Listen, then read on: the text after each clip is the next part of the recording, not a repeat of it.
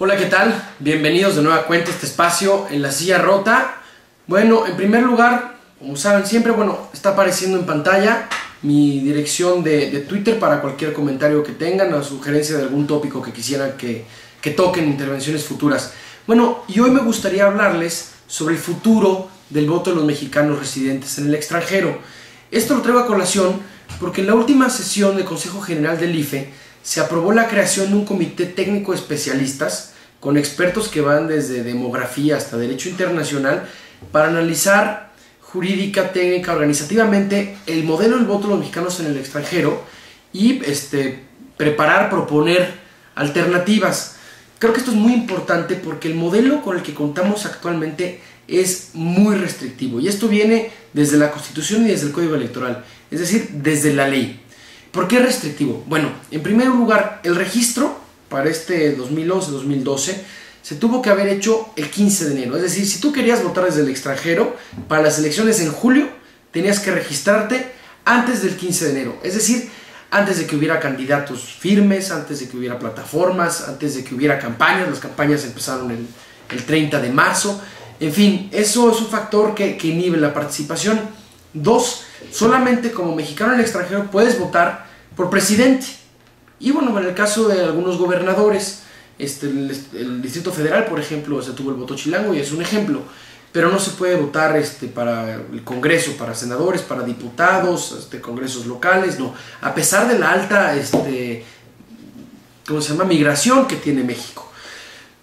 Tres, esto se tiene que hacer a través de la vía postal. Y la vía postal a través de correo certificado, que es una opción que limita todavía más, que hace más restrictivo el emitir el sufragio desde el exterior. Esto implica que, no hay casillas que se instalen fuera del territorio nacional. No se puede acudir a algún parque, a alguna escuela, como aquí en México, a votar. Otra, un requisito clave es tener tu credencial para votar con fotografía. Eso está bien, pero el problema es que esta credencial solamente se puede tramitar en México.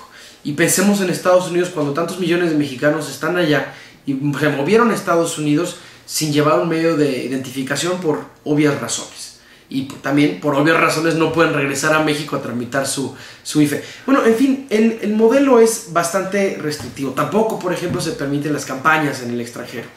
Bueno, en el último proceso electoral federal 2011-2012, el IFE, dentro de este marco legal tan restrictivo, tan cerrado, trató de hacer lo mejor posible y amplió las cosas y mejoró un poco, un 20% más de participación, pero de todas maneras es muy poco. Solamente como 40,000 mexicanos enviaron su sobrevoto, que es nada comparados con los millones de mexicanos que viven en el exterior.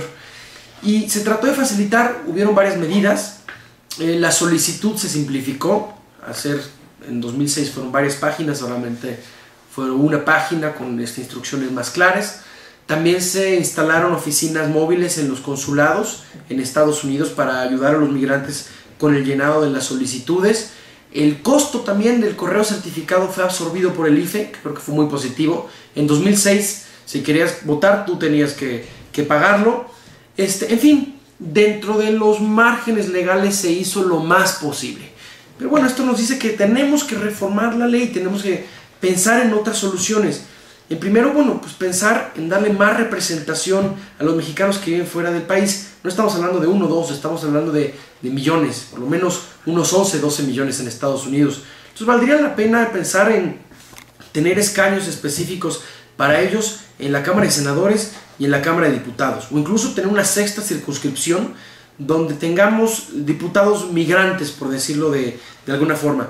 Y también, en segundo lugar, tenemos que pensar en flexibilizar el modelo. No solamente tiene que ser voto postal, pensemos sí en voto postal, pero en credencializar en el exterior. Voto postal, pero acompañado también de la instalación de casillas en consulados, en embajadas de México por todo el mundo o en otras sedes. Voto postal, sí, pero acompañado del voto electrónico. En fin, pensar en varias soluciones. ¿Cómo se puede hacer esto? Bueno, hay dos formas. Uno, modificar la ley para que la ley contemple estas modalidades.